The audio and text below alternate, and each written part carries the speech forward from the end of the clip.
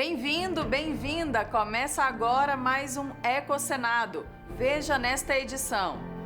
Como a criação de abelhas sem ferrão contribui para o desenvolvimento sustentável e para a oferta de alimentos. O intuito maior é a preservação das espécies nativas da região, né? A ideia é multiplicar nossas abelhas, preservar, né?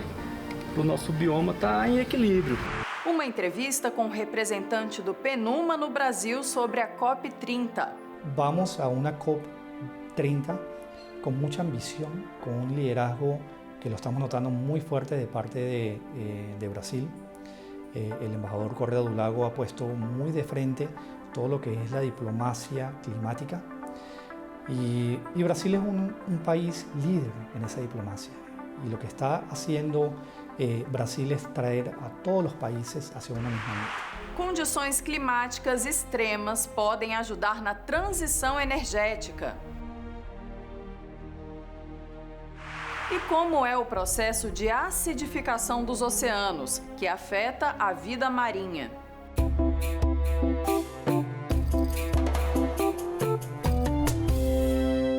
A meliponicultura é o cultivo racional de abelhas sem ferrão, tanto para a produção de mel, própolis e outros produtos, como para a polinização agrícola e a conservação ambiental. Uma proposta em tramitação no Congresso regulamenta a criação dessas espécies que são nativas do Brasil. Até chegar ao nosso prato, frutas, legumes e grãos percorrem um longo caminho, passando por produção agrícola, colheita, processamento, distribuição e pelo comércio. Mas tudo começa na polinização, que é o processo de transferência de pólen de uma flor a outra para a reprodução das plantas e a formação de frutos e sementes. De maneira natural, os agentes polinizadores podem ser o vento, a água e alguns animais como morcegos, pássaros, borboletas e os mais eficientes de todos, as abelhas, que transportam o pólen enquanto coletam néctar.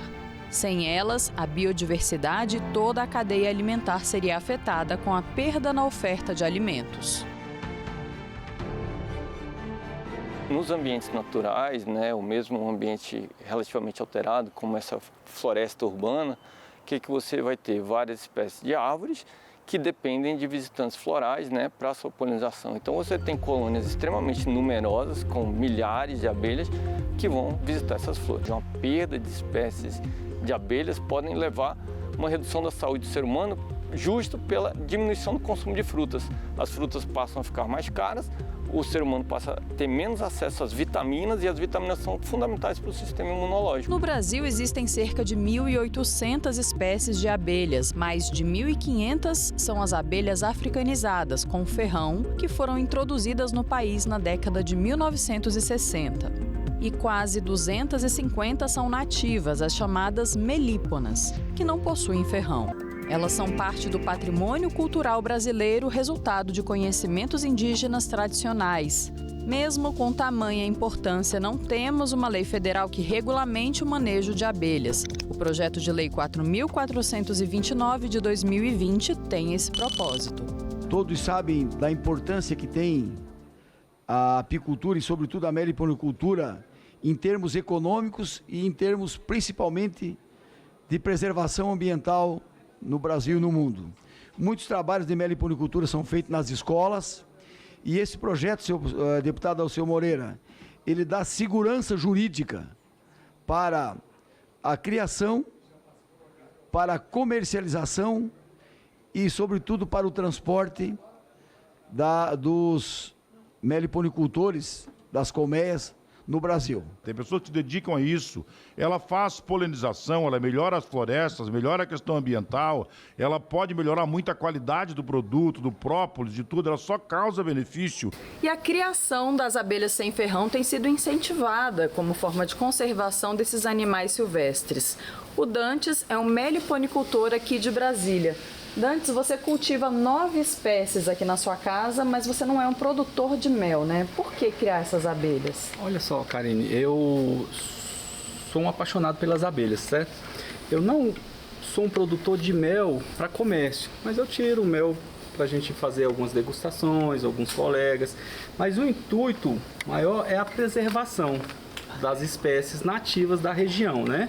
Do nosso cerrado. Então, assim, a ideia é multiplicar nossas abelhas, preservar, né? Para o nosso bioma estar em equilíbrio, porque elas são muito importantes para a polinização de algumas frutas, algumas árvores nativas. Então, a ideia é conservar. E como que se dá essa multiplicação na prática? A gente tem alguns meios, né? A gente pode produzir alguns ninhos iscas, que eu chamo de moradia provisória, em garrafas PETs, né? A gente pode fazer a multiplicação de algumas espécies que você já tem em divisões, porque as caixas, elas são feitas em divisórias, ó. Elas são, algumas assim, seria que a gente chama de ninho, sobre ninho, melgueira. Então, quando eu quero fazer uma multiplicação, eu acabo adquirindo uma outra caixa e fazendo esse manejo para ter um novo enxame. Então, essa é uma possibilidade. Aqui são os potes de mel, né? Ó, se você olhar algumas partes aqui, ó, amarelinha, isso aqui é o samburá, que seria o pólen da abelha, né? Aqui, ó, vou abrir só essa pontinha, aqui já é o mel, ó. Olha, já vai abrir, ó. Tá fermentando, tá maturando, né? Que elas colocam aqui, quando o pote está aberto, ele ainda não está apropriado para consumo. Quando ela fecha, é porque já está maturado. Então, ó, essa é a parte legal do mel. Aí eu vou abrir aqui, ó, para você ver a parte do ninho. Ó, essas caixas são muito legais, ó. Se você dá a rainha, isso aqui é um presente, ó, ver a rainha, ó. Olha a passeando, desfilando, tá vendo? Esses discos nascentes, mais clarinho, as abelhas estão eclodindo. Você tem um enxame desse, você não mexe nele, você tá ali, mas por hobby, ele vai estar soltando enxames frequentes. Então esse enxame está indo para a natureza. Então essa é a contribuição. Entre as espécies que ele cultiva tem a marmelada, usada para polinização em ambientes mais quentes. Ao contrário das outras abelhas, ela não é disco, ela é cacho, ó. As criazinhas dela, cada bolinha dessa aqui, ó. Vou abrir aqui só para você ver. Vou abrir só. Então a abelha que a gente já está fazendo alguns estudos, polinização dentro de estufa, onde a temperatura é um pouco mais elevada.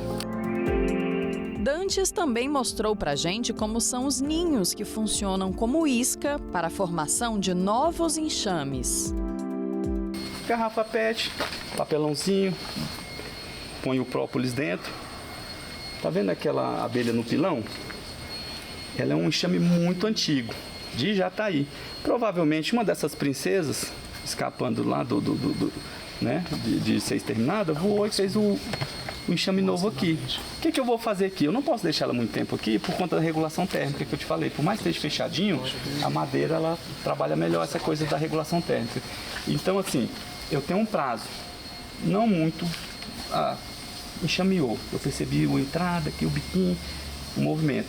A gente calcula de 45 dias a 90 eu tenho que tirar ela daqui, porque senão ela pode definhar. A polinização é tudo, né? Porque se não tiver polinização, não tem um fruto.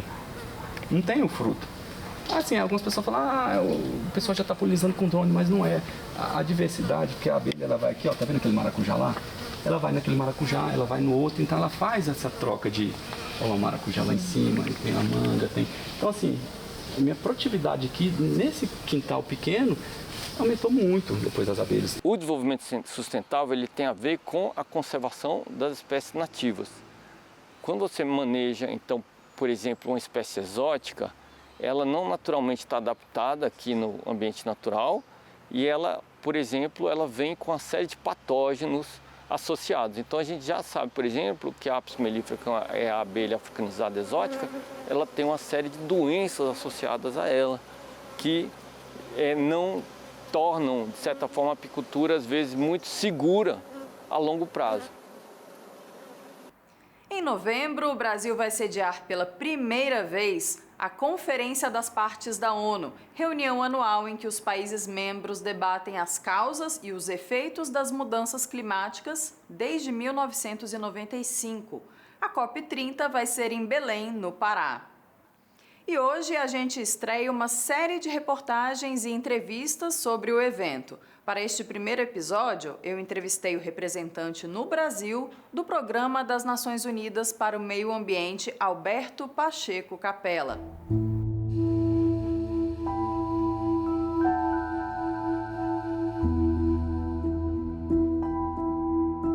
Obrigada por nos receber e participar do nosso programa, Alberto. Un placer, siempre bienvenidos aquí a la Casa de Naciones Unidas. Alberto, esse é um ano muito importante para o Brasil em termos dos debates sobre o clima no planeta, né? A gente vai sediar uma COP aqui em novembro desse ano. E para o público que ainda não está familiarizado com o tema, eu gostaria que o senhor explicasse o que é a COP, quando foi a primeira vez que os países que participam da ONU se reuniram para tentar buscar um caminho para combater tanto os motivos quanto as consequências das mudanças climáticas. Sí, perfecto. Hay que irnos de vuelta a la Cumbre de la Tierra, que se celebró en Río en el año 1992, donde los países, viendo todo lo que fue la degradación ambiental, tanto de tierras como de biodiversidad, y particularmente todos los estudios científicos que venían del incremento de los gases de efecto invernadero, todo lo que es el CO2, metano, los científicos muy preocupados sonaron las alarmas de que el tema del clima estaba siendo influenciado por las emisiones causadas por el hombre. En el año 92, en la Cumbre de Río, se crean los mecanismos y las discusiones que sale una declaración de Río en donde presenta 3 áreas fundamentales que la humanidad tiene que atacar. Uno de ellos era el cambio climático, número 2 era la pérdida de biodiversidad y número 3 era la degradación de las tierras. En base a esos 3 áreas, y con todo lo que se llamó la Agenda 21, las 3 áreas se crean unas convenciones.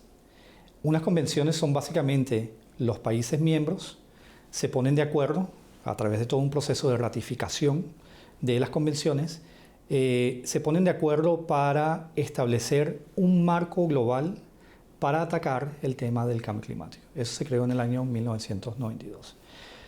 Tenemos toda la historia de que la mayoría de los países del mundo se adhieren a ese compromiso de básicamente tratar de reducir las emisiones de gases de efecto invernadero. Tenemos algunos protocolos que salen de esas convenciones. El primer protocolo que salió fue el protocolo de Kioto en el año 1997.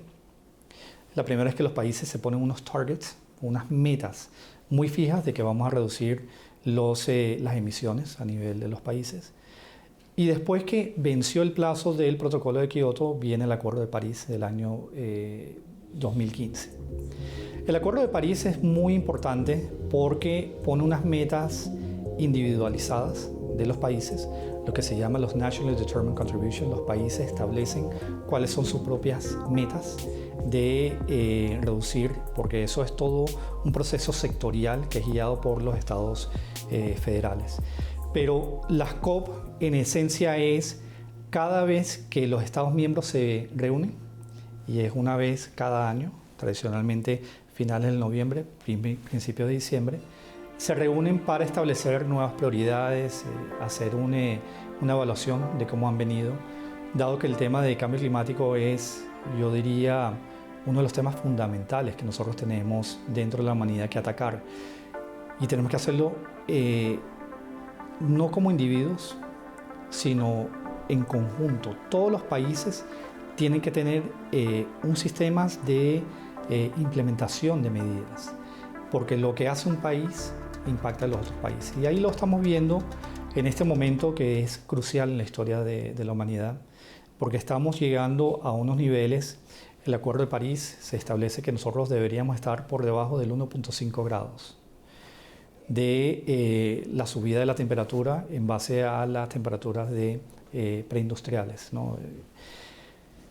Sin embargo, ya estamos llegando al 1.44 grados, o sea que ya estamos muy cerca de ese límite de 1.5. Los efectos que tendría la humanidad si nosotros superamos ese 1.5 grados y llegamos a los 2 grados, los impactos son muy significativos. Y no podemos olvidar de que lo que ya estamos viendo en términos de lo que son inundaciones, sequías, fuegos, está teniendo un impacto muy significativo sobre las comunidades. Hoy en día, cuando uno habla con las personas en las comunidades en el medio de la Amazonía, o en el Chaco americano, o en el Chaco argentino, Las comunidades están muy presentes de lo que está sucediendo en las temáticas climáticas. Entonces lo que estamos viendo son un impacto sobre la agricultura, estamos viendo inundaciones sobre ciudades, que los tiempos están sucediendo muy rápido. Entonces, cuando nosotros hablábamos de que había extremidades climáticas que sucedían una vez cada 100 años, ya estamos viendo en un mismo país, en un mismo año, 2 o 3 eventos climáticos extremos. Eso es lo que ha cambiado en todos estos años. Aquí en Brasil, como tú mencionaste, viene la COP30 de reuniones de las partes del convenio, y es una COP que va a ser extremadamente especial porque realmente la acción climática es algo que tenemos que tener todos presentes. E quais são os principais desafios, as dificuldades, as peculiaridades de cada país para o cumprimento do Acordo de Paris? Son acuerdos complejos. Las contribuciones nacionales determinadas son procesos complejos. Son procesos que cada uno de los países tiene que hacer un abordaje multisectorial para tener unas metas muy claras por cada uno de los sectores que va a hacer una reducción en las emisiones. Entonces eso significa de que son discusiones muy estratégicas a la interna del país. Eso significa de que cada país tiene unas responsabilidades comunes pero diferenciadas. Entonces, si nosotros vemos las emisiones de gases de efecto invernadero, las 30 economías más grandes del mundo emitan el 80% de todos los gases que salen a la atmósfera. Entonces, es como las economías se pueden readaptar, se pueden adecuar a lo que está demandando unas metas que son globales. Y ahí es donde está la diferencia. Los países, obviamente con el tamaño de sus economías, la distribución de sus sectores, tienen diferencias de cómo van a atacar el tema. Algunos países que son más industrializados tienen que abordar obviamente esas industrias pesadas. Países como los países del sur, que dependemos mucho más de lo que es la agricultura, tenemos que tomar acciones sobre la agricultura. Entonces, esas son las diferencias que hay dentro de los compromisos de cada uno de los países, pero la meta es igual. La meta es que tenemos que reducir las emisiones para mantenernos debajo del 1.5 grados. Brasil fue uno de los primeros países del mundo que lanzó su NDC. Y es un enfoque multisectorial, es un enfoque de país, una visión de país, en donde todos los ministerios con las consultas públicas están haciendo un trabajo para ver cómo se van a adaptar a esas nuevas realidades sectoriales que estamos buscando con la NDC de Brasil. De parte del PNUMA, lo que hacemos en contribución a todas las COPs, nosotros lanzamos 2 reportes. Uno se llama el reporte de brechas de emisión y el otro es el reporte de brechas de adaptación. Lo que estamos viendo es de que tradicionalmente estamos muy enfocados en las mitigaciones, en todo lo que es las emisiones. Pero hoy en día, ya por las realidades que estamos viviendo, particularmente los países del sur global, ya necesitamos enfocarnos en el lado de la adaptación. Y ese ha sido uno de los temas que Brasil trajo dentro del contexto del G20. Como ustedes saben, Brasil lideró la presidencia del G20 el año pasado y hizo un trabajo extraordinario en traer el tema del financiamiento de la adaptación al contexto del G20. Entonces yo creo que por ahí hay unas oportunidades muy claras. Os Estados Unidos anunciaram no início desse ano que vão sair do Acordo de Paris, né? O que deve ocorrer só no início de 2026. O que significa para o mundo a saída dos Estados Unidos? Es un problema global, ¿sí? Es un problema en donde todos los países tienen que contribuir. Estados Unidos actualmente es el segundo país que tiene mayores emisiones de gases de efecto invernadero y su salida del acuerdo yo creo que es algo que toda la comunidad internacional tiene que asumir muchos de los roles que cada uno tiene que asumir.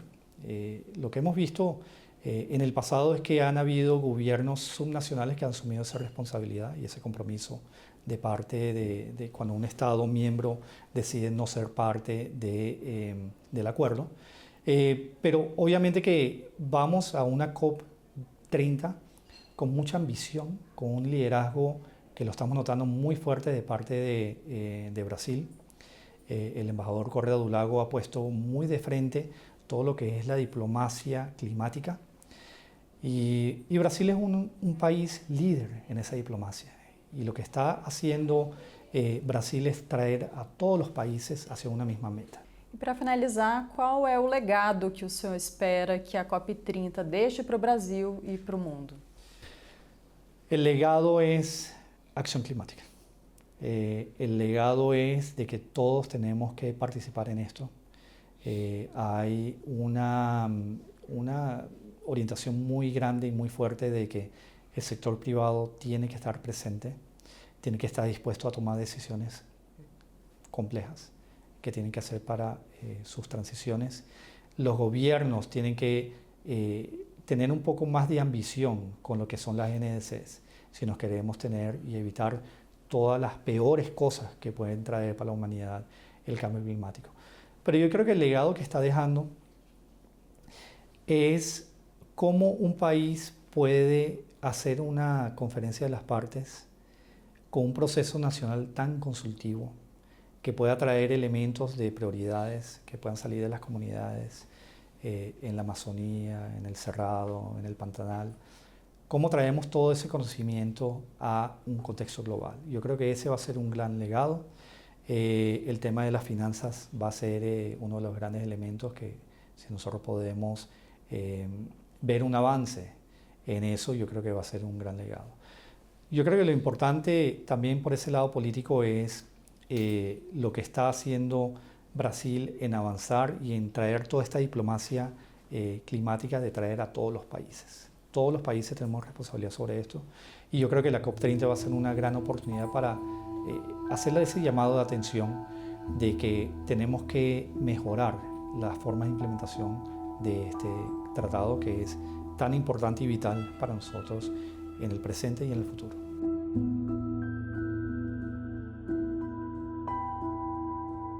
Espero que ela seja rica em todos esses aspectos. Muito obrigada pela sua entrevista aqui no nosso programa. Muito obrigado a você.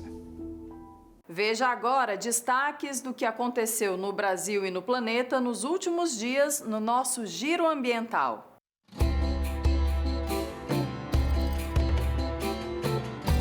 O Brasil e o Japão firmaram um acordo para fortalecer a cooperação técnica e financeira para o desenvolvimento sustentável nos países. O memorando foi assinado durante a visita de Estado do Brasil ao Japão.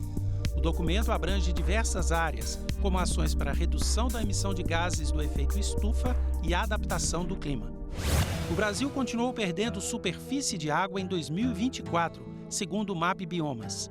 No ano passado, o país somava um território coberto por águas de 17,9 milhões de hectares, 2% a menos que o valor da área contabilizada em 2023, de 18,3 milhões de hectares. O Pantanal é o bioma com menor superfície de água, 366 mil hectares, apenas 2% do total brasileiro. Este também foi o bioma que mais perdeu superfície de água em relação à média histórica, 61% desde 1985. As comissões de Direitos Humanos e de Agricultura do Senado receberam a ministra Sônia Guajajara para apresentar informações sobre possíveis irregularidades no protocolo de intenções firmado entre o Ministério dos Povos Indígenas e a empresa de gestão ambiental Ambipar. Entre os pontos do requerimento estão a falta de prévia autorização do Congresso Nacional, de procedimento licitatório de consulta prévia, livre e informada às comunidades afetadas, e a falta de apresentação e aprovação de um plano de trabalho. A ministra negou irregularidades e ressaltou que o protocolo se diferencia de outros atos porque, neste caso, não existe a possibilidade de transferência de recursos entre as partes. A audiência completa pode ser conferida no site da TV Senado. Um aspecto positivo de eventos extremos no clima. Eles podem ser aproveitados para aumentar a geração de energia renovável. É o que aponta relatório divulgado em março pela Organização Mundial Meteorológica. Tempo seco, ventos fortes e chuvas intensas. As condições climáticas extremas estão presentes no dia a dia da população, mas também podem ajudar na transição energética, com a geração de energia solar, eólica e hidrelétrica. Um estudo da Organização Mundial Meteorológica, a OMM, destacou a influência direta do clima na oferta e demanda de eletricidade. Para a agência, a integração de previsões climáticas no planejamento energético resulta em geração energética mais confiável e ajuda a antecipar as altas de demandas sazonais.